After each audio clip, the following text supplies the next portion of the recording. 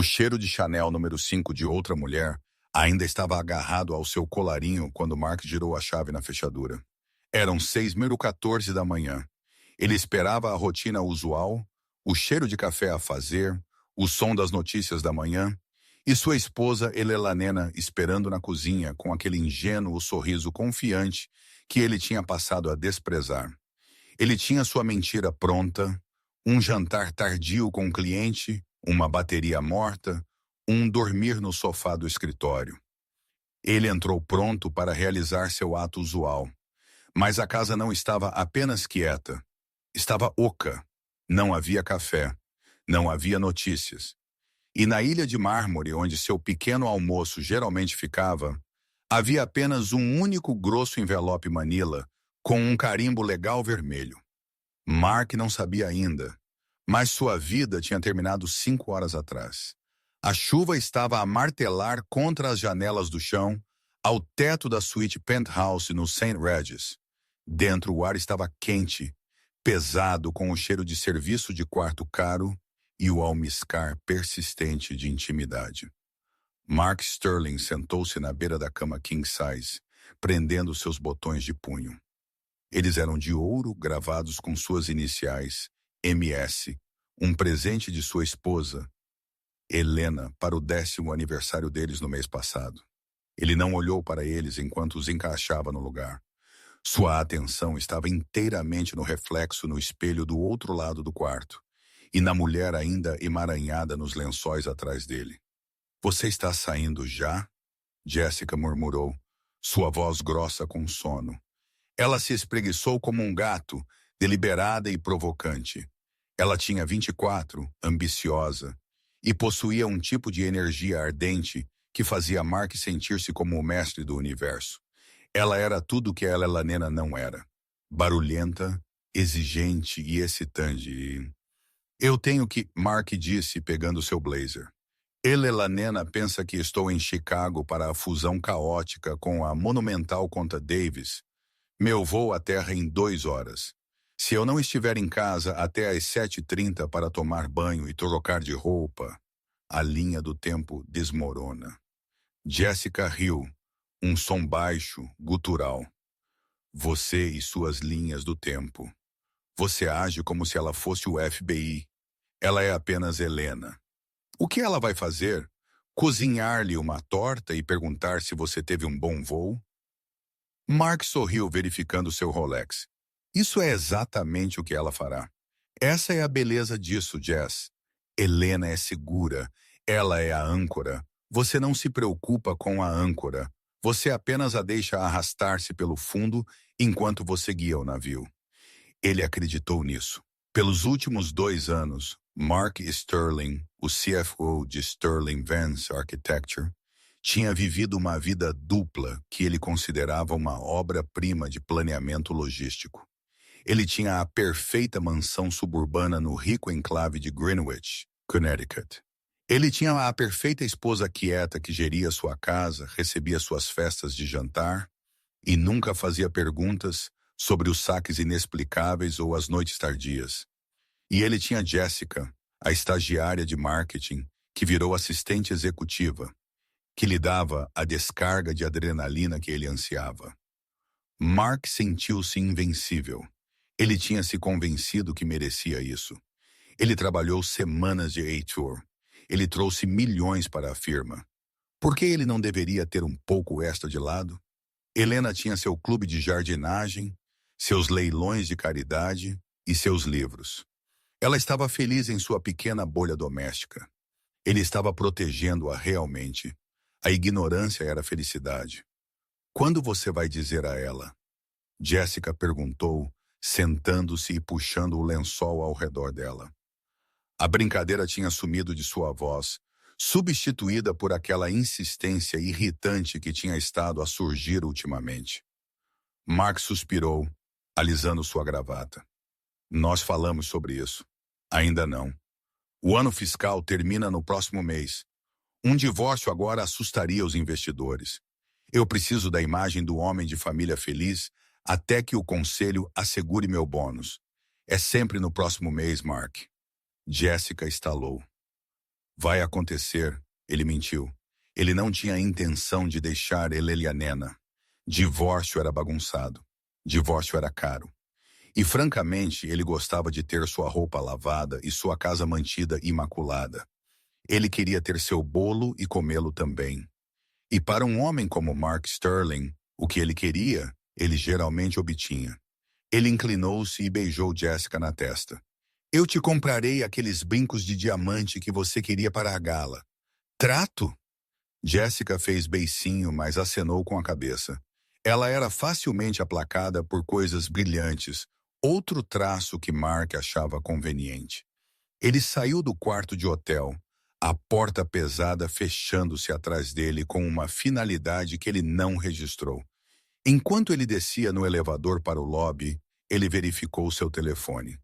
Nenhuma mensagem de Elelianena. Isso era ligeiramente estranho. Geralmente, se ele estava viajando, ela enviava uma mensagem de texto por volta das 500 da manhã. Voo seguro, querida. Te amo. Hoje, a tela estava em branco. Ela provavelmente dormiu demais, ele pensou, descartando-o pontada de mal-estar. Helena era relógio. Se ela não estava enviando mensagens de texto, isso limpa a garganta, apenas significava que ela estava ocupada fazendo seu pequeno almoço de regresso favorito. Ovos Benedict com aquele molho Hollands que ela fazia do zero. Ele saiu para a fria manhã cinzenta, o manobrista trazendo seu Porsche Panamera preto. A cidade estava a acordar, alheia aos pecados da noite. Mark deu gorjeta ao manobrista, sem dar, sentindo-se generoso, ele deslizou para o assento de couro, o motor roncando para a vida. Enquanto ele entrava na autoestrada, a caminho de Connecticut, ele praticou suas mentiras. A turbulência foi horrível sobre Ohio.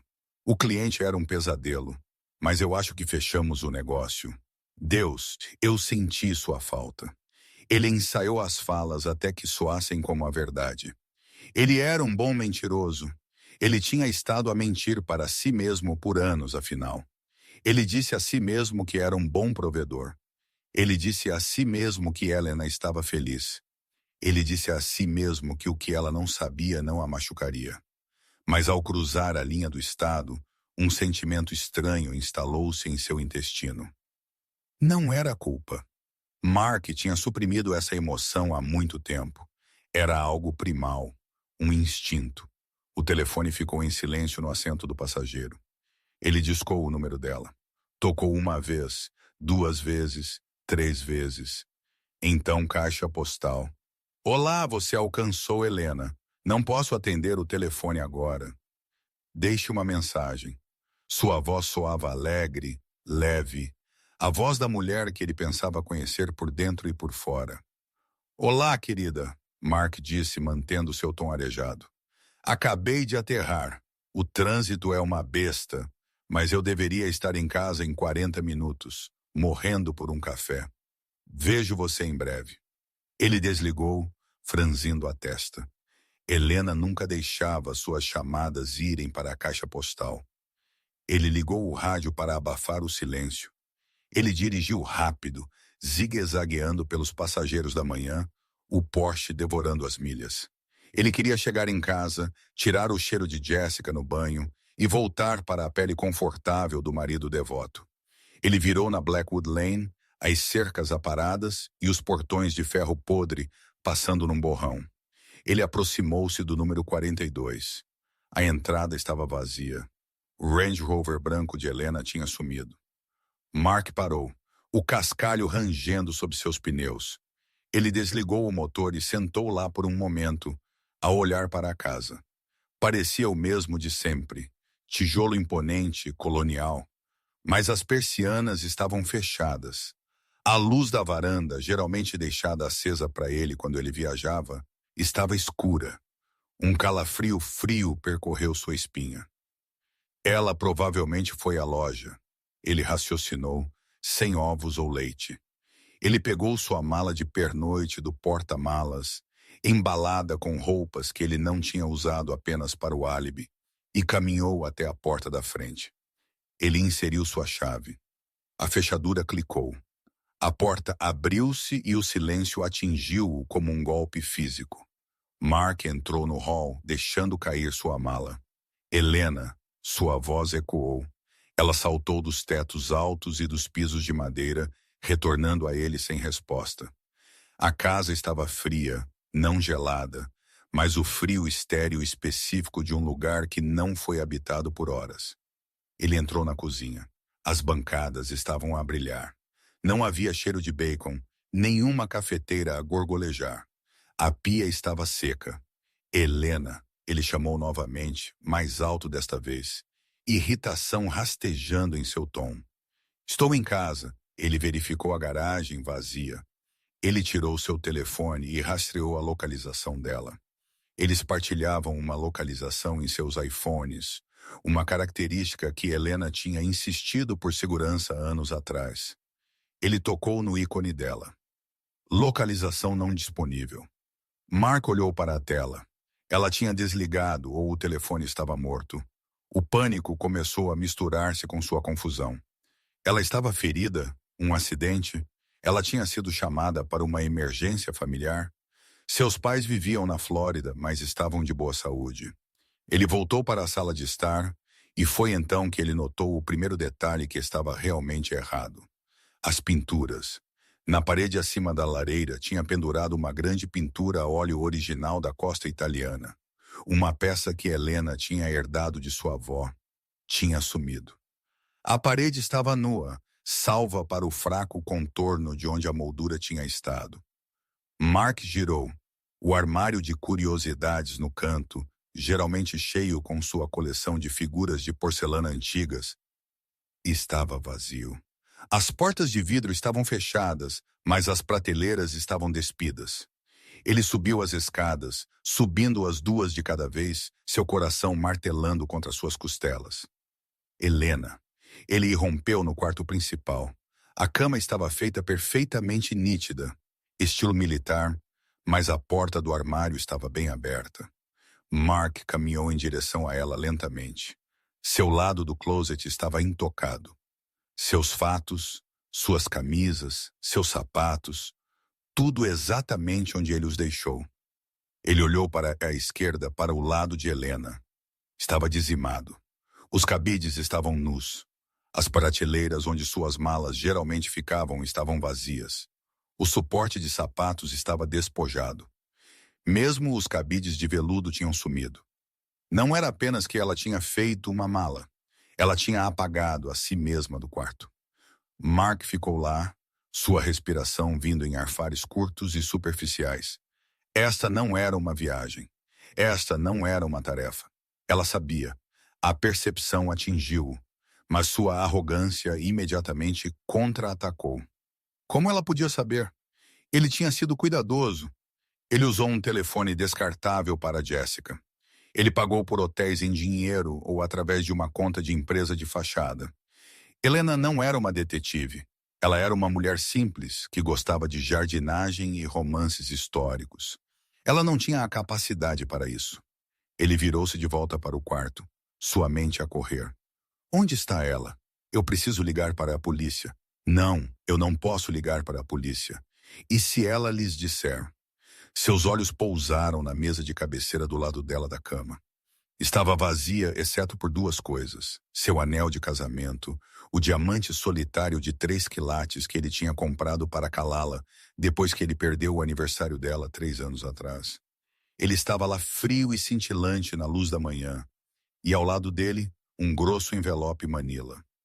Mark caminhou até a mesa de cabeceira.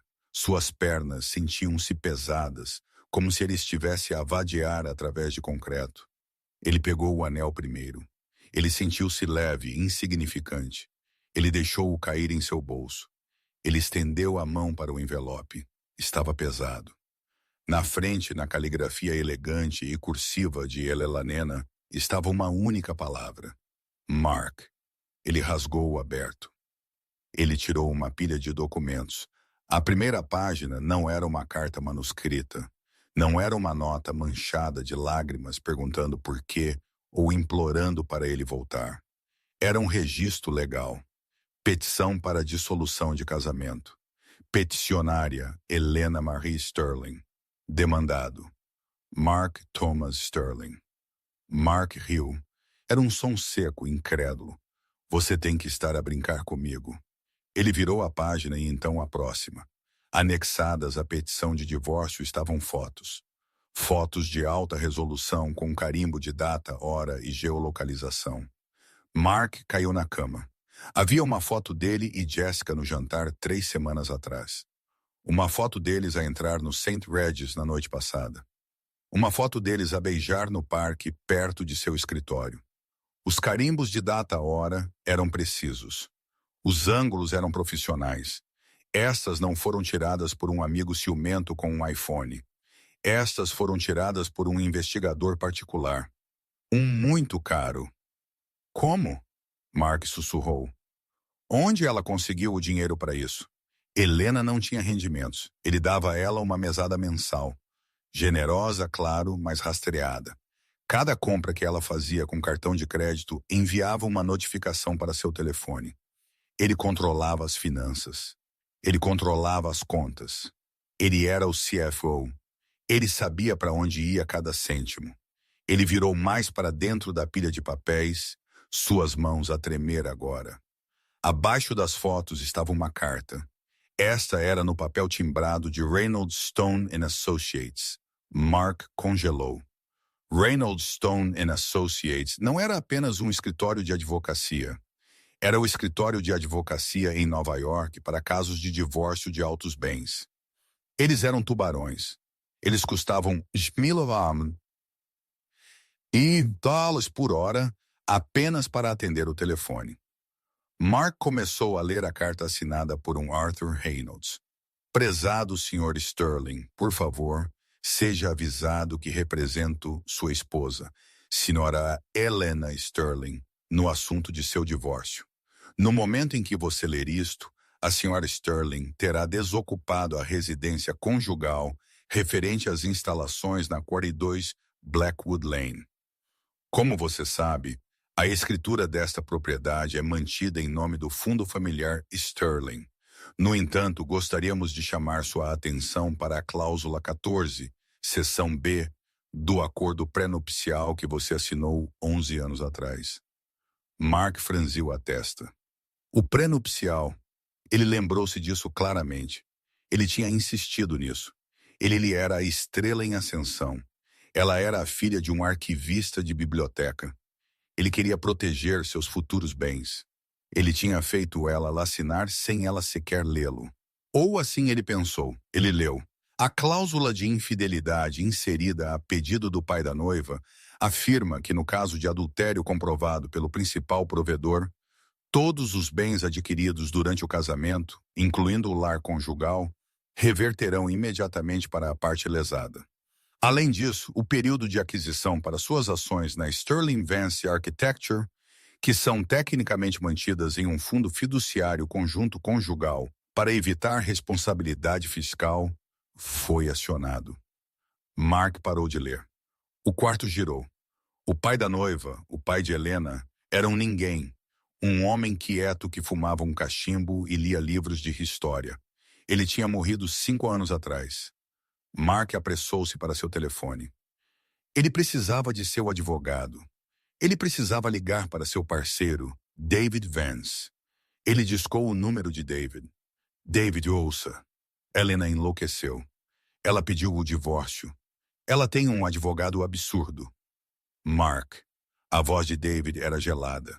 Não era a voz de seu colega de faculdade e parceiro de negócios. Era a voz de um homem a falar com um estranho. David, o que está errado? Mark, você precisa verificar seu e-mail. O conselho acabou de terminar uma reunião de emergência. Reunião? Que reunião? São 7h da manhã. Helena estava lá. Mark, ela discou às 5 da manhã. Ou melhor, seu advogado o fez. O que Helena tem a ver com o conselho? Mark gritou, levantando-se e andando pelo quarto. Ela é uma dona de casa. Você realmente não sabia, sabia? David disse, sua voz caindo para um sussurro. Você realmente nunca pesquisou a história da família dela. Ela é filha de um bibliotecário. O pai dela era bibliotecário, sim. Mas a mãe dela, Mark. O nome de solteira da mãe dela era Vanderhoven. O nome atingiu Mark como um trem de carga.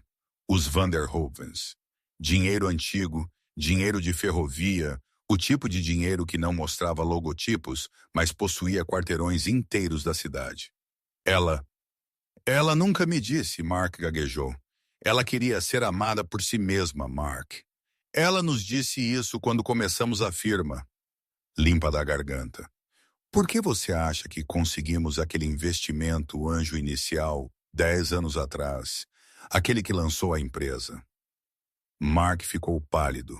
Esse era um investidor anônimo das Ilhas Caimão. Essa era a Elelanena, David disse. Ela possui 51% das ações com direito a voto, Mark. Ela é a acionista majoritária. Ela tem estado em silêncio todo este tempo, mas esta manhã ela não estava em silêncio. Mark caiu de joelhos. O telefone escorregou de seus dedos suados. Ela te demitiu, Mark, David disse, sua voz vindo pequena do chão. Efetiva imediatamente. A segurança está esperando por você no escritório para esvaziar sua mesa. Não entre. Mark olhou para a parede onde a pintura costumava estar. Ele tinha traído sua esposa. Ele pensou que estava a jogar um jogo que não podia perder. Ele pensou que ela era fraca. Ele pensou que ela era estúpida. Mas Elelanena não o tinha apenas deixado. Ela o tinha apagado.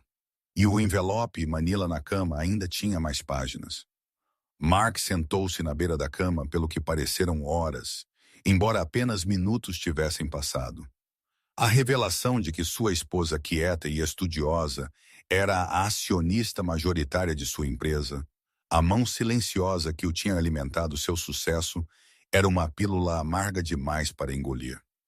Mas enquanto seus olhos voltavam para o envelope Manila, ele percebeu que o horror não tinha acabado. Havia mais papéis. Ele tinha parado na carta de rescisão, mas a pilha era grossa. Suas mãos, agora tremendo incontrolavelmente, viraram a próxima página. Era uma folha de cálculo de contabilidade forense. No topo, lia-se despesas não autorizadas e apropriação indébita de fundos da empresa, 2022-2024. A garganta de Mark secou. Ele sentiu um aperto fantasma em torno de seu pescoço, mais apertado do que qualquer gravata que ele já tinha usado. Ele tinha sido cuidadoso, ou assim ele pensava, quando ele levou Jessica para Cabo na primavera passada. Ele tinha despesado como um retiro de desenvolvimento de clientes. Quando ele comprou para Jessica a pulseira Cartier, ele tinha enterrado-a sob material de escritório e presentes de fornecedores. Ele era o CFO. Ele aprovou as auditorias. Ele moveu os números. Quem o ia apanhar? A resposta estava a encará-lo na cara. Elelanena. A folha de cálculo era terrivelmente detalhada. Não listava apenas os valores, listava as localizações, as datas e a verdadeira natureza da despesa anotada em tinta vermelha. Item 142, suíte executiva do Hotel St. Regis. Data out R12. Montante $40.200. Reunião com cliente alegada com Davis Corp. Serviço de quarto real para 2 pessoas, tratamento de spa com champanhe feminino. Item 156 Saks Fifth Avenue. Data: não vitou montante $8.500. Presentes de férias alegados para parceiro-chave. Bolsa de grife real entregue na residência de Jessica Miller. Mark escaneou a lista. Havia dezenas de entradas, milhares de dólares. E no fundo do documento, uma soma estava circulada em marcador vermelho grosso. 342 mil dólares ou Gauss. Abaixo do número estava uma fotocópia de um estatuto legal, 18 código dos EUAs para a Bocra, 30943 fraude eletrônica e peculato. Ela vai me mandar para a cadeia. Mark sussurrou para o quarto vazio.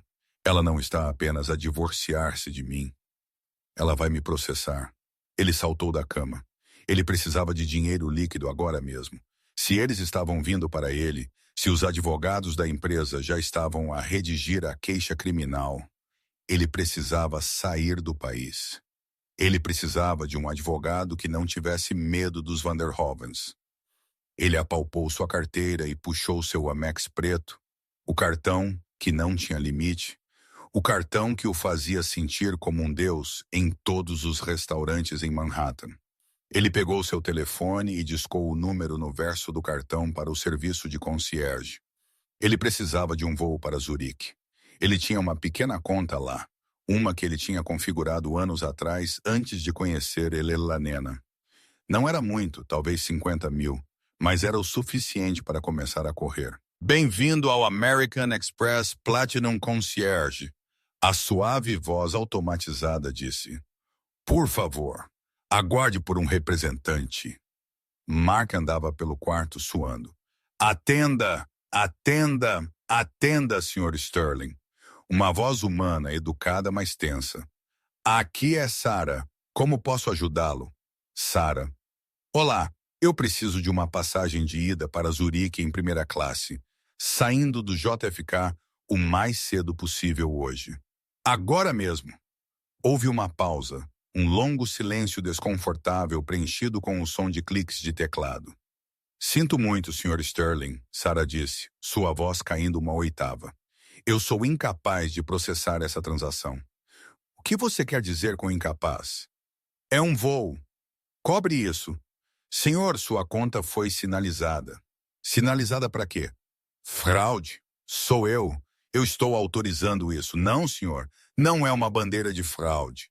A conta foi suspensa por uma ordem judicial recebida esta manhã a respeito dos bens do fundo marital Sterling. Mark congelou. Isso é um cartão de crédito. É meu cartão de crédito. É um cartão de responsabilidade conjunta ligado ao bem primário. Senhor, nós recebemos uma ordem de congelamento do Tribunal Distrital do Sul.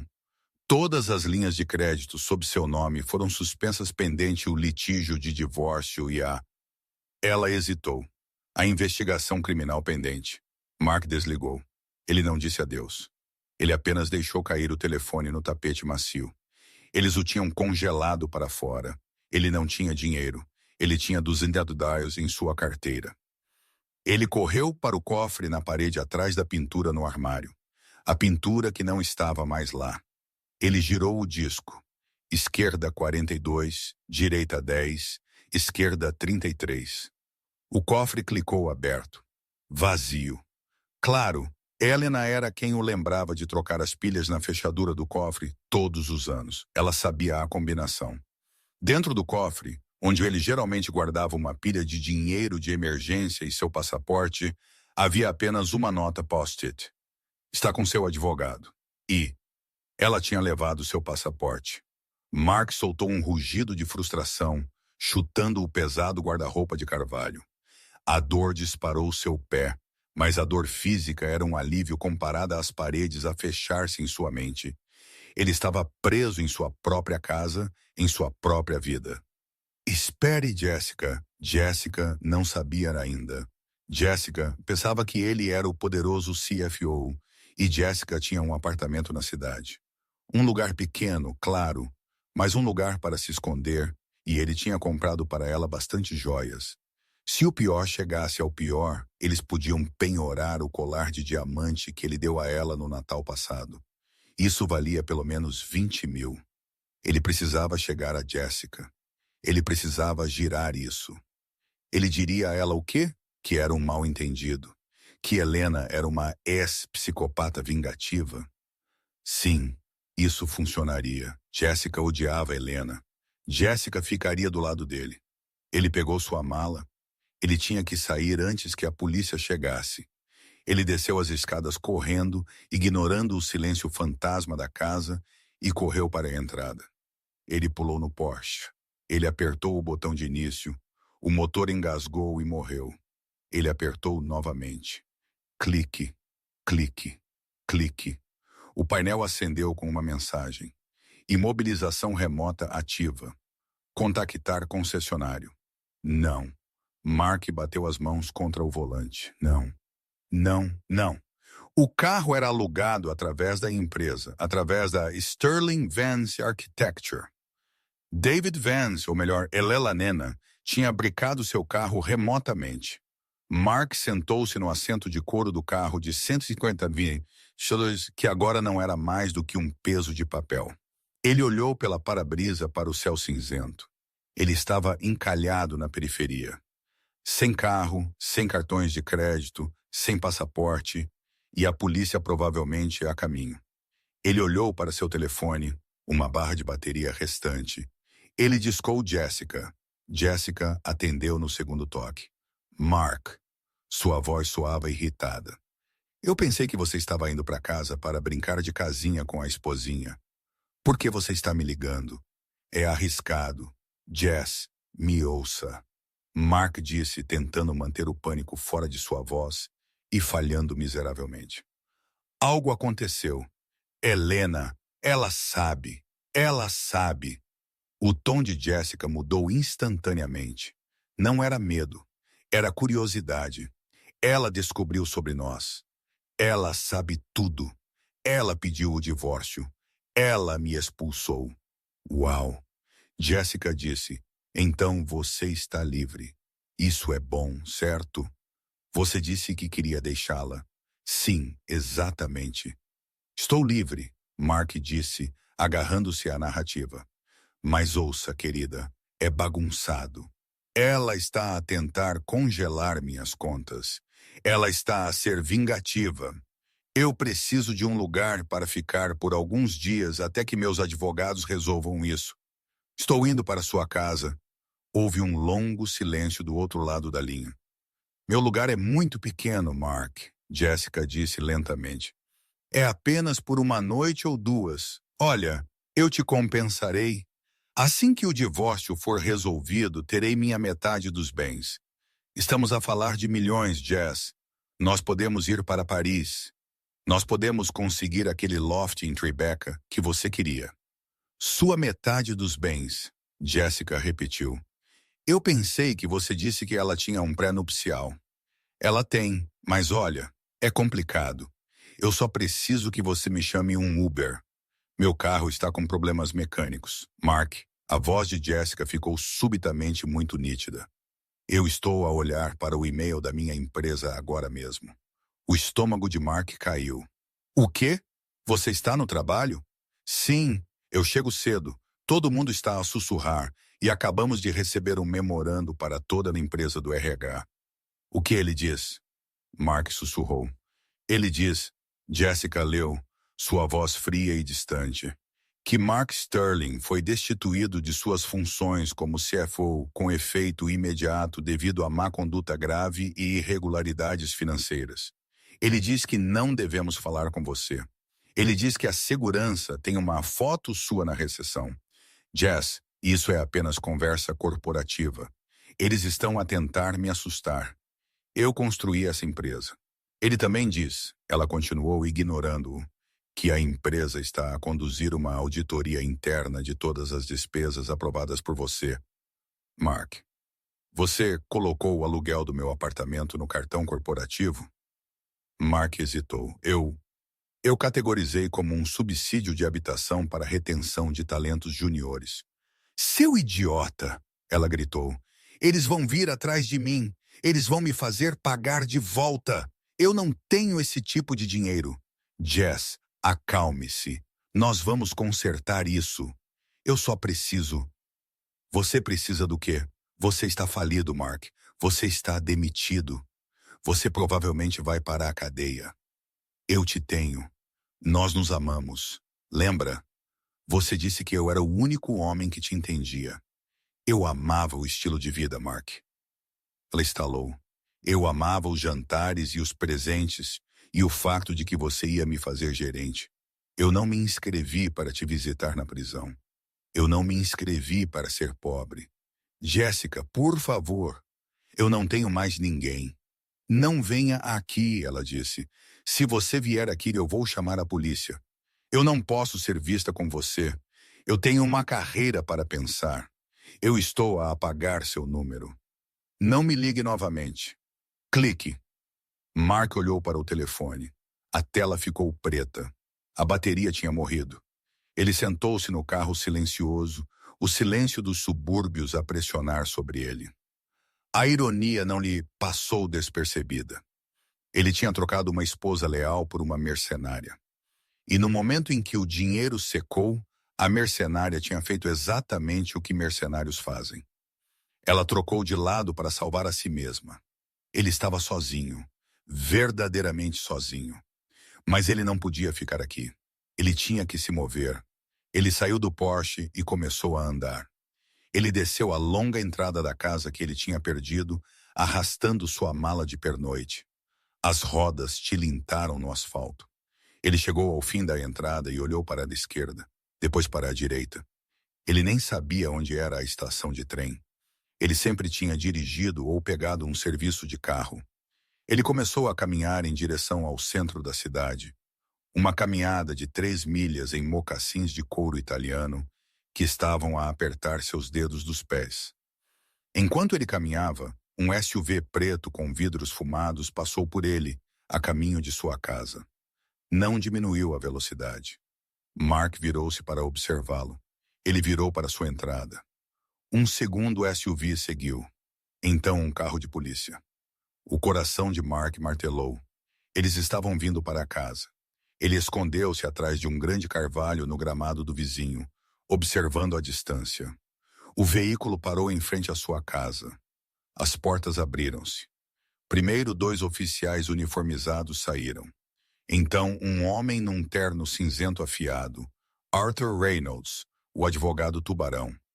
E então, da parte de trás do primeiro SUV, uma mulher saiu. Era Elena. Mark ofegou. Ela parecia diferente. Ela não estava a usar os cardigans florais ou as calças sensatas que ela geralmente usava perto dele. Ela estava a usar um fato de poder preto feito sob medida, saltos que faziam clique no pavimento e óculos de sol escuros. Ela parecia mais alta. Ela parecia uma CEO. Ela estava ao lado do carro a olhar para a casa. Ela não parecia triste.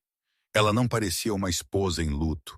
Ela parecia uma arquiteta inspecionando um local de demolição. Mark sentiu uma onda de raiva. Aquela era a casa dele. Ela estava a gozar com ele.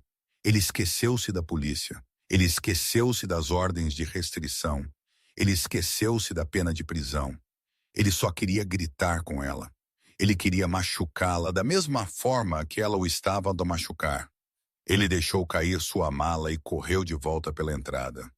Helena! Ele gritou. Helena! Os oficiais de polícia viraram-se instantaneamente, mãos caindo para seus coldres. Arthur Reynolds não hesitou.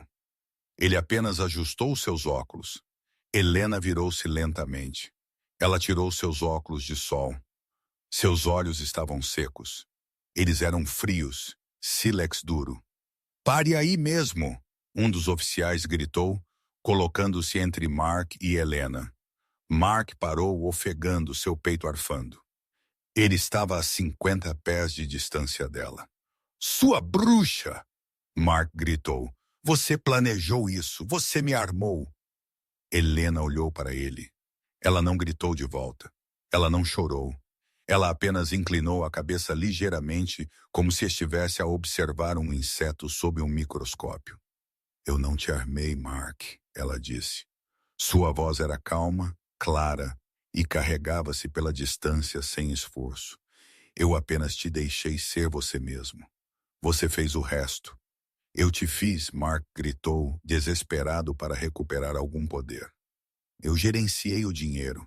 Eu cuidei de você. Você não era nada mais do que a filha de um bibliotecário até eu me casar com você. Helena riu. Foi uma risada genuína, mas faltava-lhe qualquer calor. Mark, ela disse apenas correndo de sua voz. Minha família construiu a biblioteca. Minha família construiu o banco para o qual você costumava trabalhar. Eu não precisava de você para cuidar de mim. Eu precisava de um parceiro. Mas você estava muito ocupado a tentar ser um grande homem para notar com quem você estava realmente casado. Ela virou-se para o advogado. Arthur, dê a ele a mala. Arthur Reynolds estendeu a mão para o carro e tirou uma pequena sacola de compras de plástico. Ele atirou-a para a entrada. Ela pousou a meio caminho entre eles. O que é isso? Mark zombou. Suas roupas, Helena disse. As que você deixou na lavanderia na semana passada. E seu carregador de telefone. Eu não sou sem coração. Eu quero minha casa, Helena. Você não pode simplesmente me expulsar. Na verdade, Arthur Reynolds falou, sua voz suave e oleosa. Nós podemos.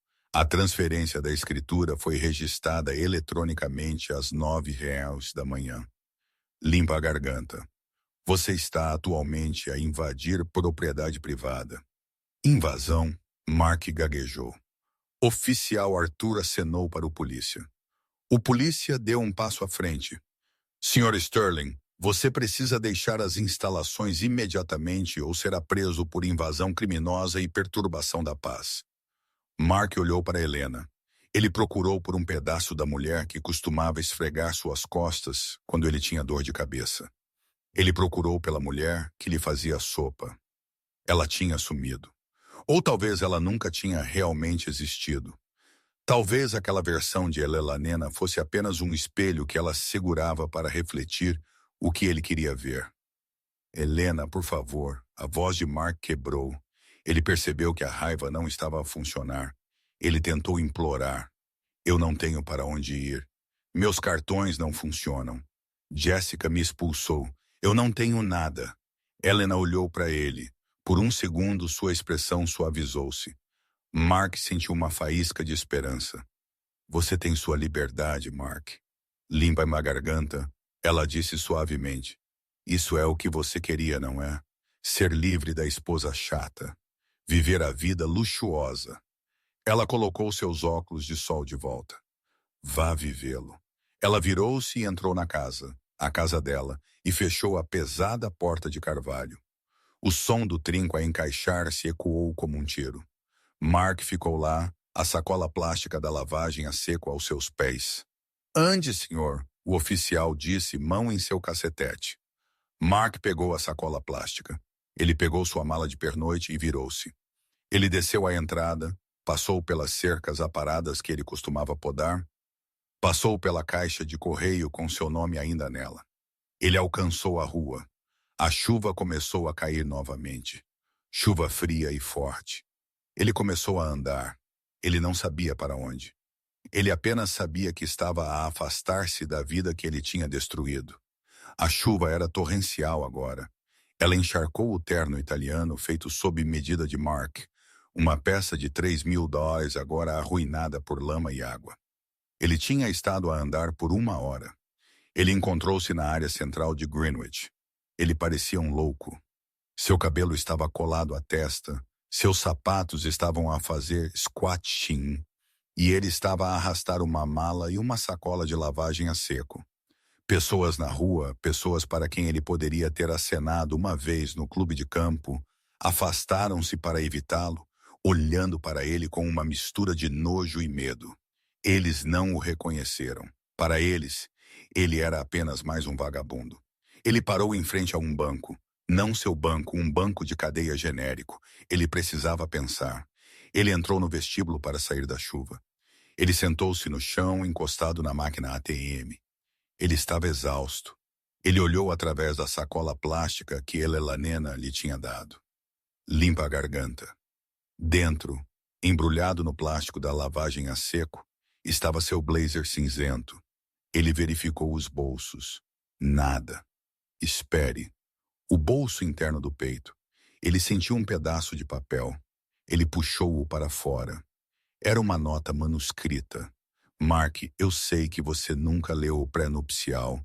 E eu sei que você nunca leu os estatutos da empresa. Se você tivesse, você saberia que há uma cláusula de paraquedas dourado para executivos, mesmo se demitidos por justa causa. Não é muito, mas é o suficiente para mantê-lo fora da rua. Eu depositei $5.000 em um cartão de débito pré-pago. Está no bolso. Use-o para conseguir um advogado ou um terapeuta. Eu sugiro o último. Mark cavou mais fundo no bolso. Lá estava, um cartão presente Visa genérico. $5.000. Ontem, ele tinha gastado $5.000 numa garrafa de vinho no jantar. Hoje, era todo o seu patrimônio líquido. Ele olhou para o cartão. Ele deveria rasgá-lo. Ele deveria jogá-lo no lixo por orgulho. Ela estava com pena dele. Ela estava a jogar-lhe migalhas. Mas seu estômago roncou. Ele não tinha comido desde a noite anterior. E ele estava com frio, tão frio. Ele apertou o cartão contra o peito. Ele não ia comprar um terapeuta. Ele não ia contratar um advogado. 5.000 não lhe dariam 10 minutos com um advogado decente. Ele precisava de um plano. Ele precisava contra-atacar. Helena pensou que tinha ganhado.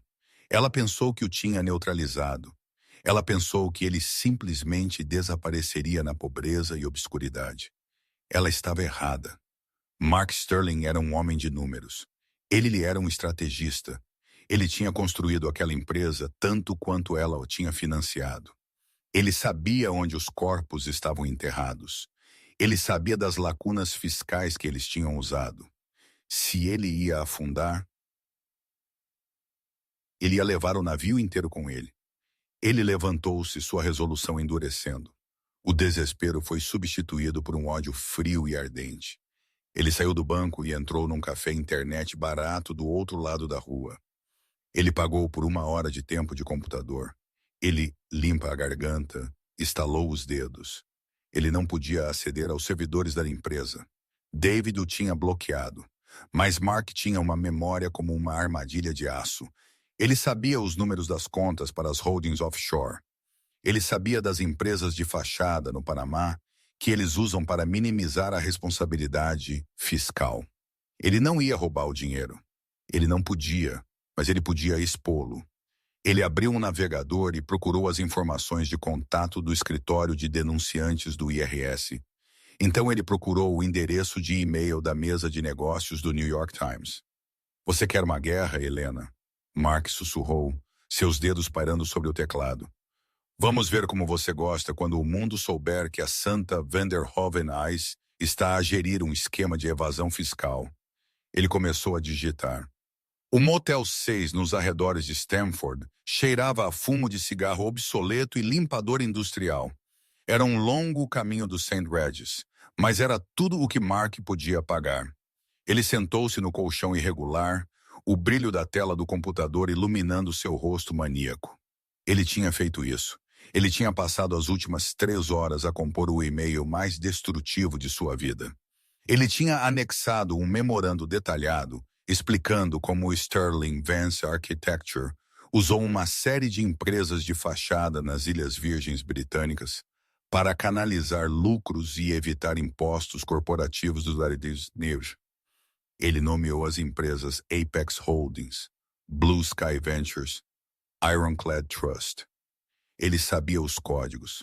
Ele sabia os números de rotagem. Ele sabia tudo porque ele tinha desenhado o sistema. Ele apertou enviar.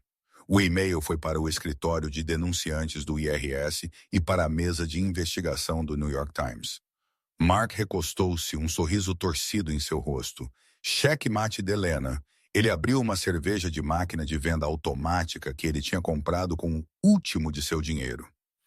Ele imaginou a cena na manhã seguinte. Agentes do FBI a invadir a mansão.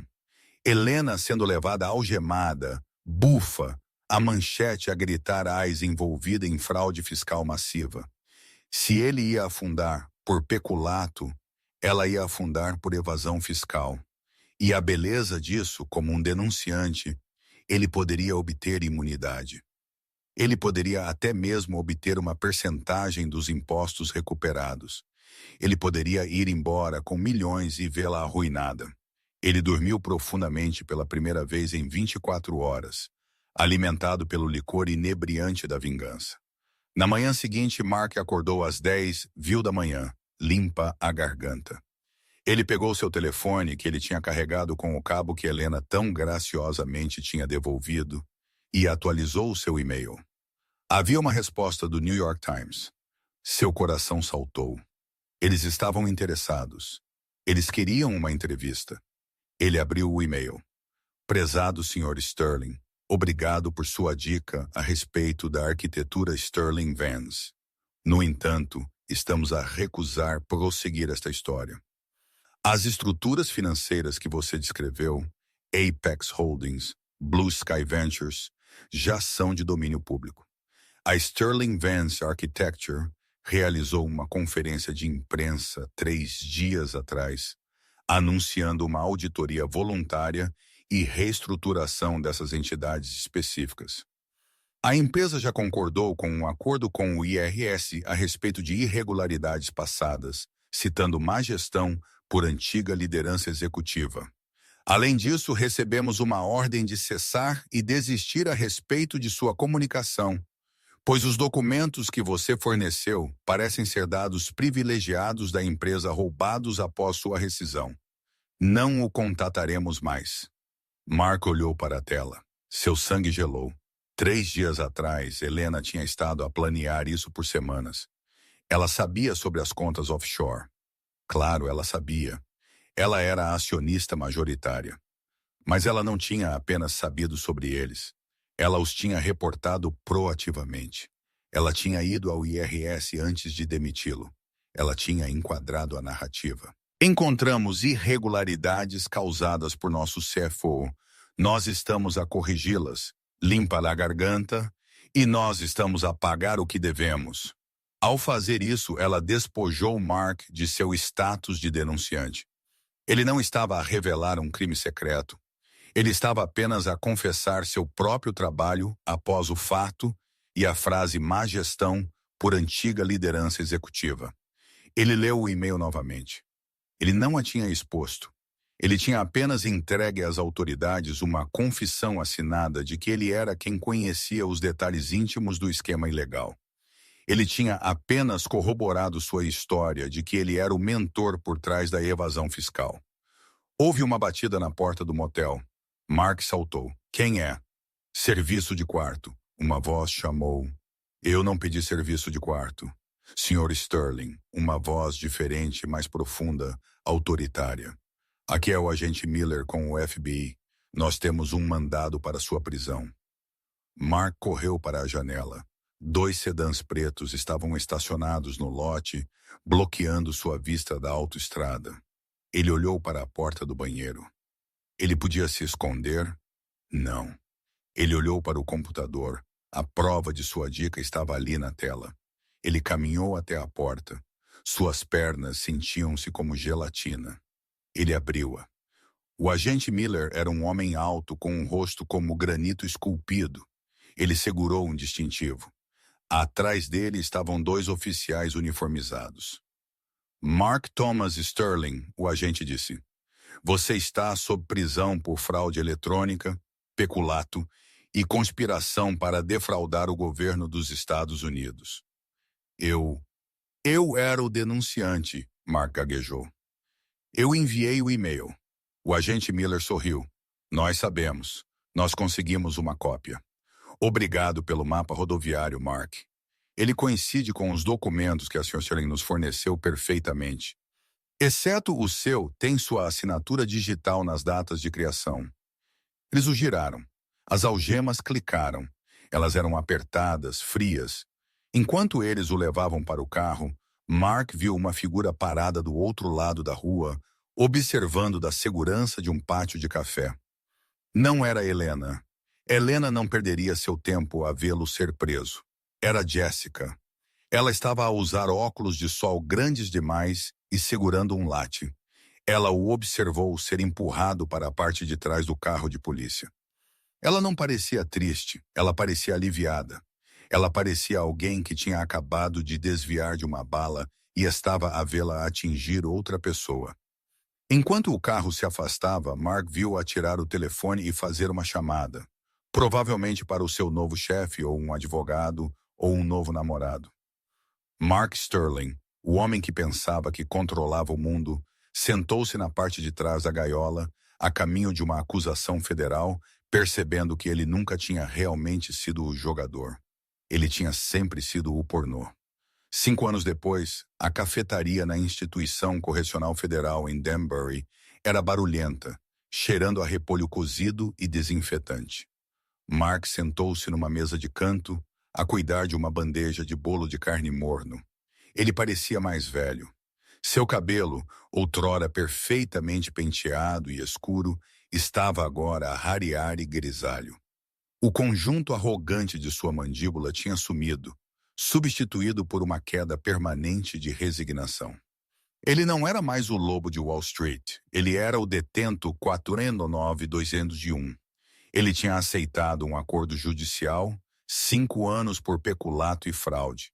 Ele tinha 6 meses restantes. Ele manteve sua cabeça baixa.